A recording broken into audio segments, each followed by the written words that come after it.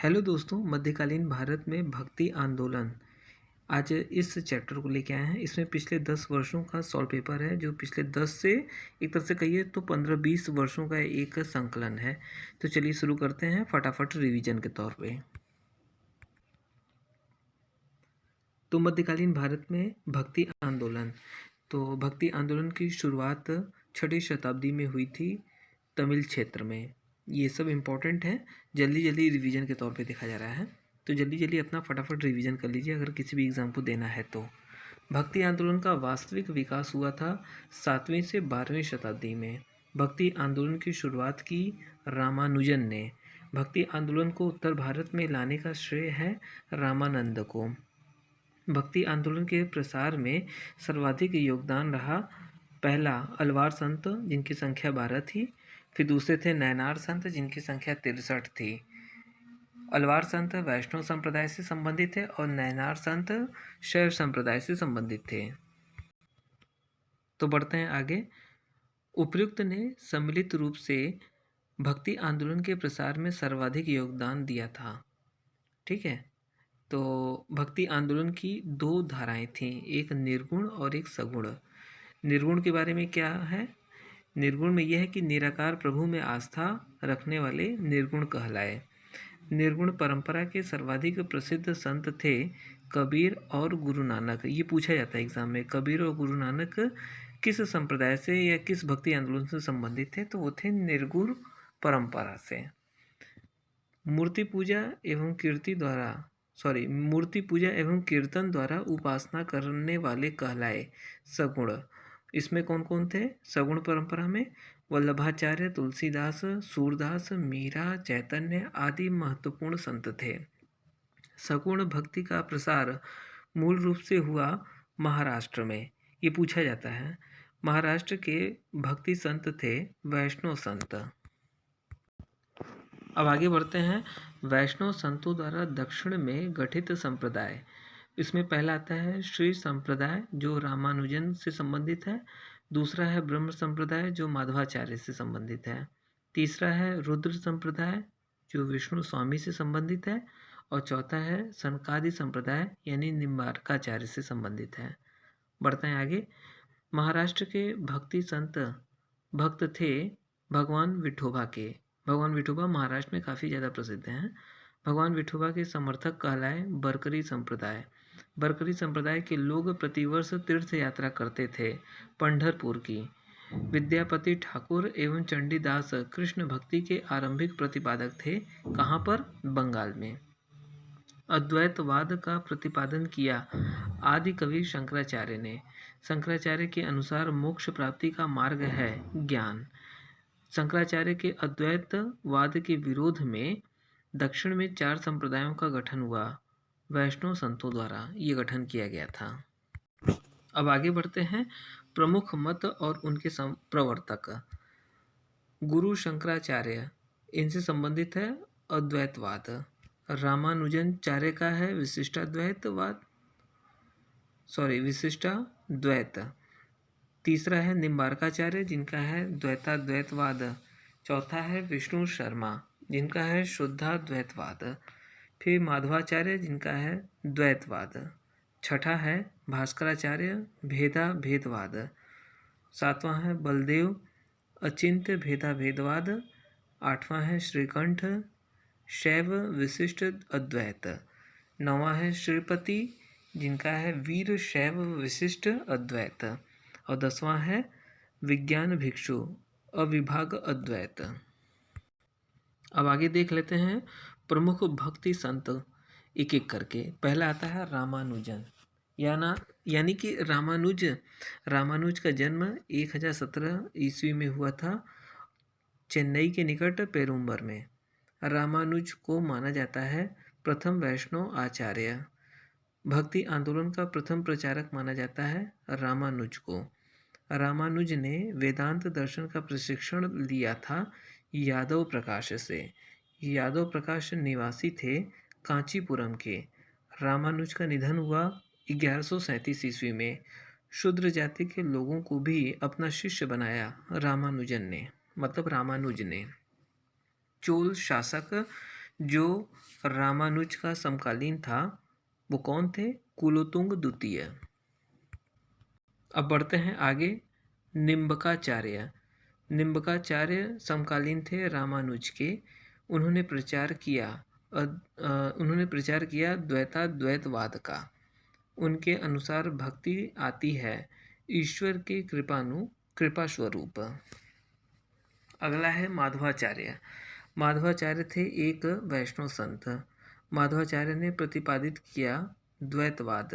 माधवाचार्य के अनुसार ज्ञान से प्राप्त होती है भक्ति।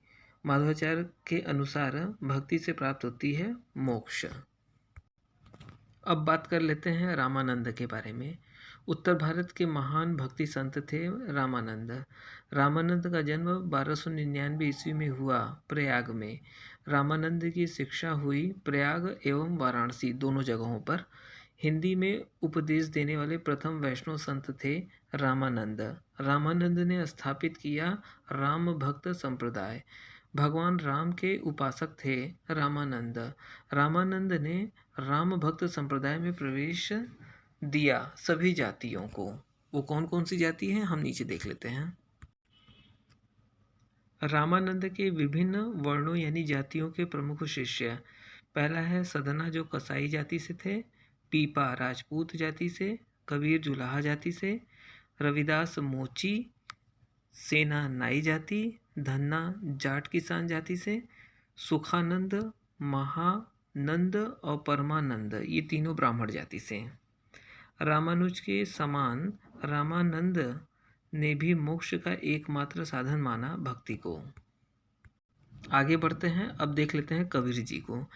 कबीर का जन्म 1440 ईस्वी में हुआ था वाराणसी में। इनका जन्म विवादास्पद है। कबीर का लालन पालन किया नीरू तथा नीमा जो जुलाहा दंपति थे यानी पति पत्नी थे।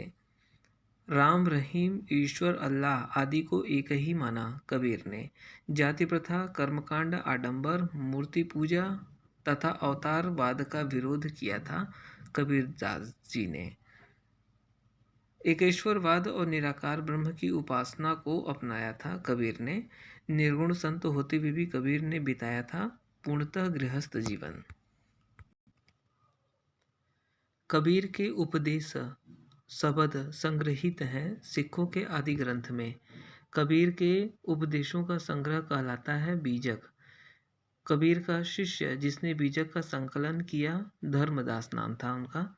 बीजक के 3 भाग हैं। कौन कौन से? रमैनी, सबद और साखी। कबीर की भाषा थी सधुकड़ी भाषा। ये भी एग्ज़ाम का पार्ट बन चुका है। हालांकि ये सारे जो वन लाइनर है वो एग्ज़ाम के पार्ट बन चुके हैं। सधुकड़ी भाषा में कुछ शब्द पाए जाते हैं ब्रज अवधी राजस्थानी भाषाओं के। कबीर की मृत्यु 1510 ईस्वी में हुई थी मगहर में। कबीर समकालीन थे सुल्तान सिकंदर लोदी के। अब बात कर लेते हैं गुरु नानक जी के। गुरु नानक का जन्म हुआ तलवंडी पाकिस्तान 1469 ईस्वी में। तलवंडी वर्तमान में प्रसिद्ध है ननकाना साहिब के नाम से। गुरु नानक के माता पिता थे। माता का नाम तृप्ता देवी और पिता का नाम कालूराम। गुरु नानक ने संपूर्ण देश का चक्कर लगाया 5 बार। गुरु नानक के 5 चक्कर लगाने की घटना कहलाती है उदासीस। गुरु नानक ने अपने उपदेश दिए कीर्तन के माध्यम से। गुरु नानक ने रावी नदी के किनारे करतारपुर में स्थापित किया डेहरा यानी इसको मठ भी कहते हैं। गुरु नानक के भाई जिन्हें उन्होंने अपना उत्तराधिकारी घोषित किया अंगद, उनका एक और नाम था लहना। गुरु नानक की मृत्यु हुई करतारपुर में 1539 ईस्वी में। नानक ने प्रतिपादन किया सिख धर्म का। सूफी संत जिससे नानक अत्यंत प्रभावित थे बाबा फरीद। गुरु नानक के उपदेश संकलित हैं गुरु ग्रंथ साहिब में। गुरु ग्रंथ साहिब को कहा जाता है आदि ग्रंथ जो सिखों का है। बाबा फरीद की रचनाएं भी संकलित हैं गुरु ग्रंथ साहिब में। बात वल्लभाचार्य की कर लेते हैं। वल्लभाचार्य का जन्म 1479 ईस्वी में हुआ था चंपारण्य वाराणसी में। इन्होंने मोक्ष का साधन बताया था भक्ति को। वल्लभाचार्य का भक्ति मार्ग कहलाता है पुष्टि मार्ग। वल्लभाचार्य के शिष्य थे सूरदास जी। अब बात कर लेते हैं चैतन्य जी की। चैतन्य भक्ति संत थे बंगाल के। चैतन्य के जन्म 1486 ईस्वी में हुआ था पश्चिम बंगाल के नवद्वीप में। चैतन्य के माता पिता थे, माता का नाम शची देवी और पिता का नाम जगन्नाथ मिश्र। चैतन्य का एक नाम और था निमाई पंडित।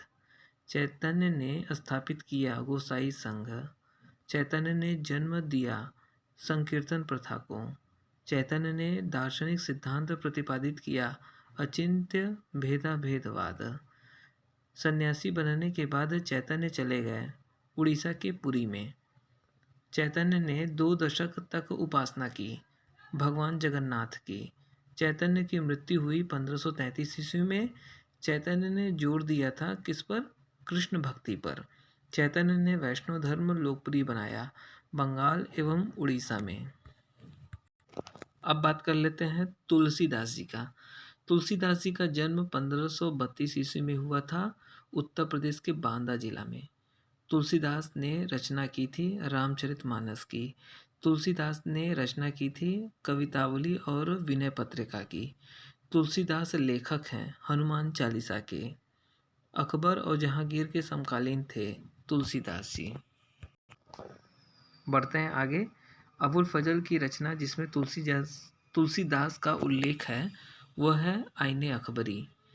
तुलसीदास की मृत्यु हुई 1623 ईस्वी में। तुलसीदास भक्त थे भगवान राम के। रामचरितमानस की भाषा है अवधी। अब बात आ रही है मीराबाई की। मीराबाई का जन्म 1498 ईस्वी में हुआ था चौकारी मेड़ता जिला राजस्थान में। इनका विवाह 1516 ईस्वी में हुआ था भोजराज से। भोजराज ज्येष्ठ पुत्र थे यानी युवराज थे राणा सांगा के। मीराबाई ने प्रेमी एवं पति के रूप में उपासना की थी भगवान श्री कृष्ण जी की।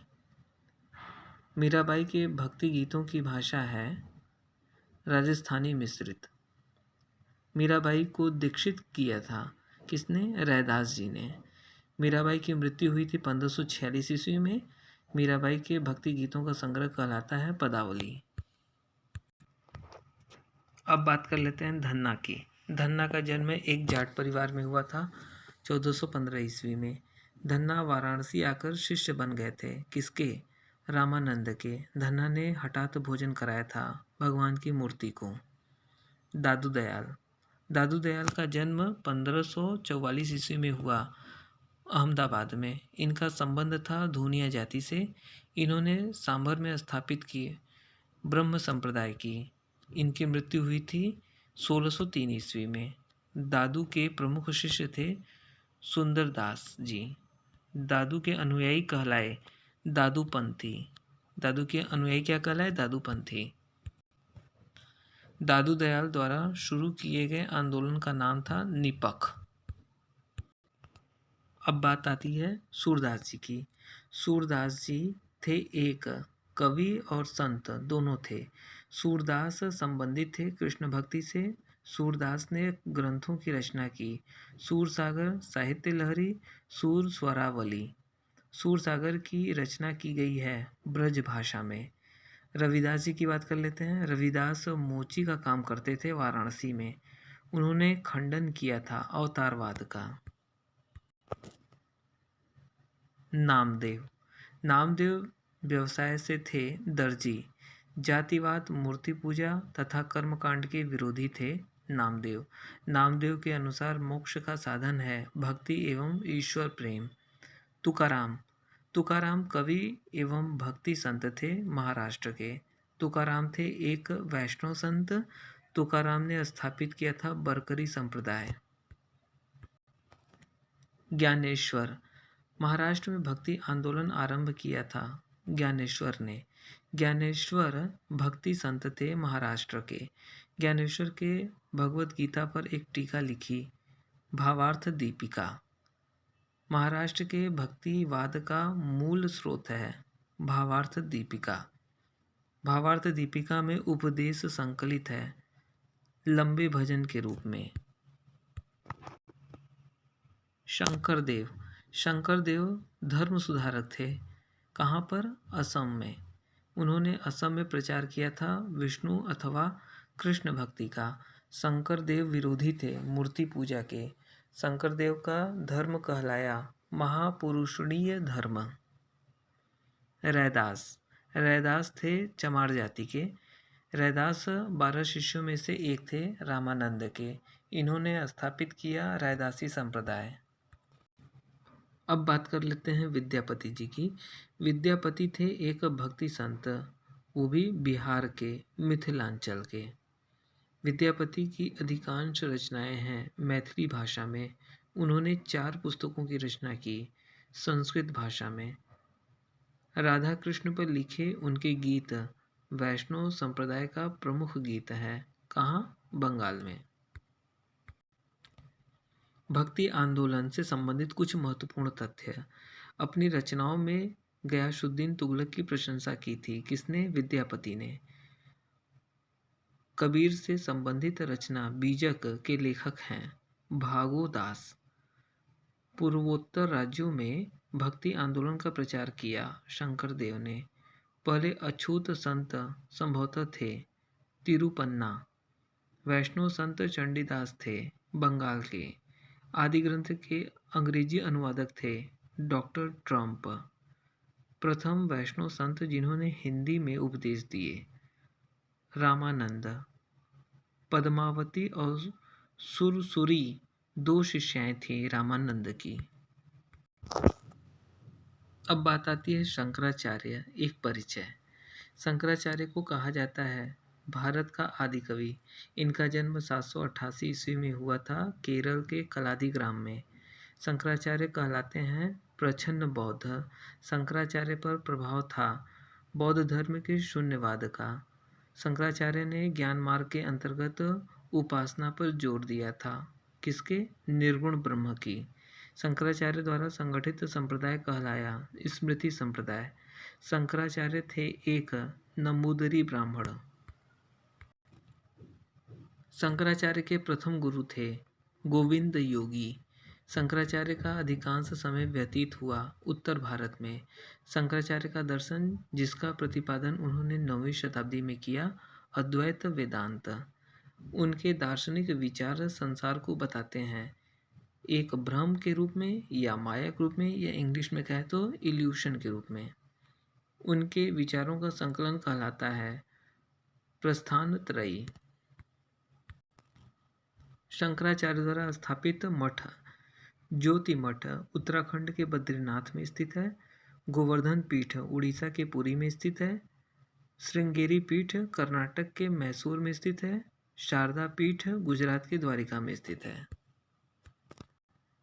शंकराचार्य के विरोध में स्थापित संप्रदाय श्री संप्रदाय रामानुजाचार्य जी का था और विचारधारा थी इनकी विशिष्टाद्वैतवाद की। ब्रह्म संप्रदाय माधवाचार्य की थी और विचारधारा थी इनकी द्वैतवाद की। रुद्र संप्रदाय विष्णु स्वामी जी का था और विचारधारा थी शुद्धाद्वैत की।